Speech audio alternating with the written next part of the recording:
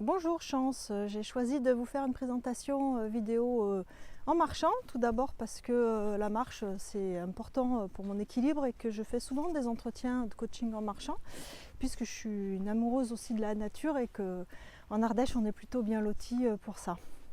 Alors pourquoi je suis devenue coach? Je dirais plutôt que j'ai été transformée en coach, puisque c'est tout un travail et un processus qui m'a pris plusieurs années de travail personnel.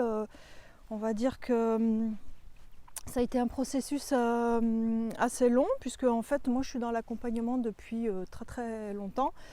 J'ai été manager et puis je suis depuis 17 ans à Pôle emploi, où je suis conseillère à l'emploi et aussi formatrice sur des thématiques comme la communication, gestion du stress, des émotions, prise de parole en public, etc.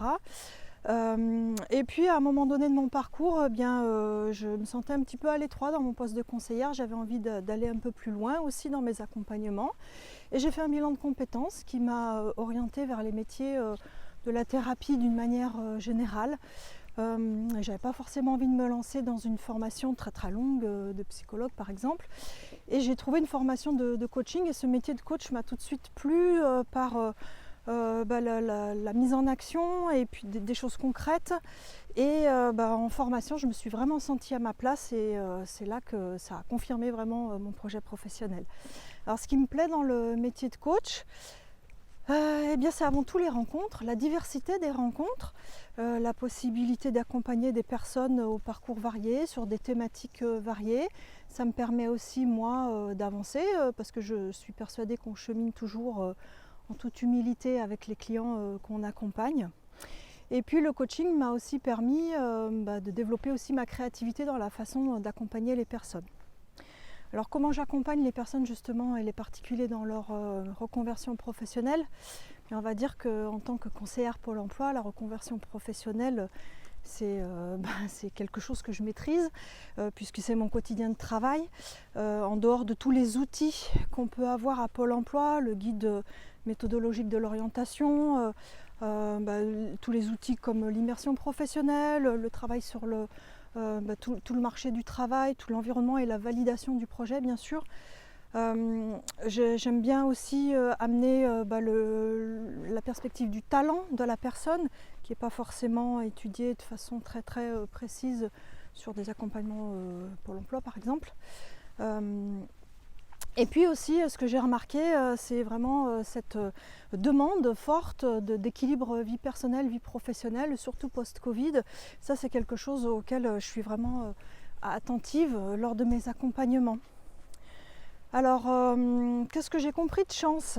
Ce que j'ai compris, c'est que vous avez vraiment une mission sociétale, d'élévation, on va dire, de décloisonnement aussi, et de lutte contre les inégalités. Et ça me parle beaucoup, parce que moi-même je suis une fille d'immigrés qui a grandi dans une cité HLM du côté de Lyon.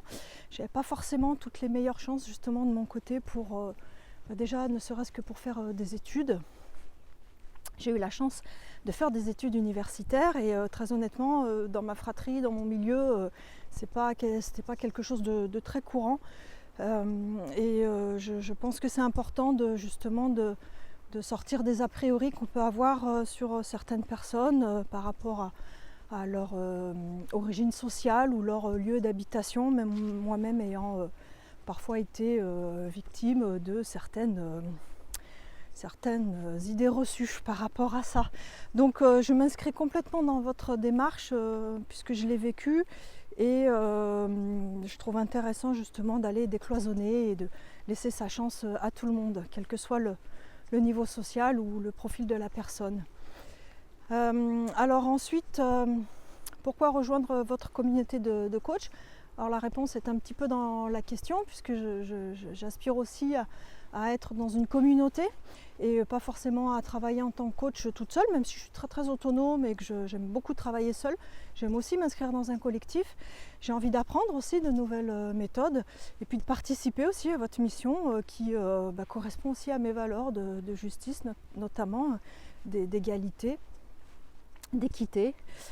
Une pratique et une expérience que j'ai envie de partager avec vous, en fait, Alors j'ai fait un coaching assez spécial au printemps dernier puisque j'ai coaché ma fille de 18 ans qui était en phobie scolaire depuis 2 ans. Alors je me suis beaucoup posé la question avant de le faire puisque je sais que déontologiquement accompagner son enfant ou un membre de sa famille c'est pas trop conseillé, mais avec l'accord de sa psychologue et de mon superviseur, je l'ai fait.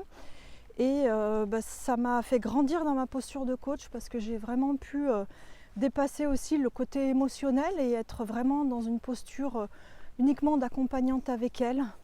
J'ai vraiment découvert ma fille sous un autre angle qui s'est livrée vraiment à moi parce qu'elle s'est vraiment prêtée au jeu et j'ai trouvé qu'elle était vraiment très mature, ça je le savais déjà, mais en tout cas ça m'a permis de la découvrir d'une autre façon dans des discussions qu'on n'aurait pas pu avoir simplement de mère à fille.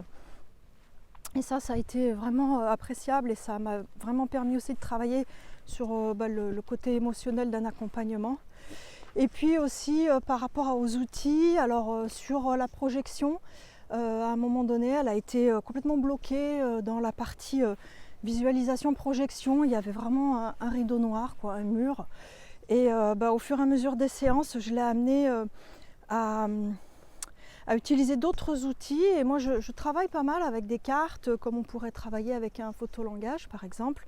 Je travaille avec des cartes oracles. Je suis aussi initiée au tarot de Marseille, qui est un outil très très intéressant pour la connaissance de soi.